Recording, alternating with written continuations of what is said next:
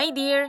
Ito ang Splash Mountain Ride dito sa Tokyo Disneyland. At para sa akin lang naman, parang Jungle Log version ito ng EK dito sa Disneyland. Nako, kapag napasyal kayo sa Tokyo Disneyland, huwag niyong palalagpasin na sakyan ito. Napakaganda ng mga pinapakitang view sa loob ng mountain. Malilibang ka talaga tapos bigla ka na lang magugulat kapag bigla kang ibinagsak. Kasi ikukwento ko na rin kung anong nangyayari sa loob. Magaganda yung pinapakita nilang view tapos may mga bagsakan. 4 na beses yata at itong huli ang pinakamataas. Akala mo ba hanggang dyan lang yan pero hanggang dun pa yan pala sa pinakailalim, hindi nakita sa video. Pero sobrang nag-enjoy talaga dito ang mga kaibigan kong sumakay kasi hindi ako sumakay dito dahil ako ay noknukan ng kaduwagan.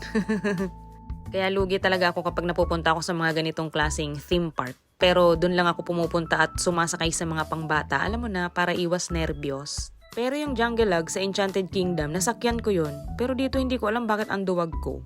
Nanghihinaya nga ako, mas pinairal ko pa yung kaduwagan ko. Nakita ko yung video ng mga kaibigan ko sa loob. Naku, ang ganda-ganda talaga. Kaya wag mo akong gayahin, sakyan mo to ha. Para sulit ang Disneyland at mapasigaw ka rin kagaya nila.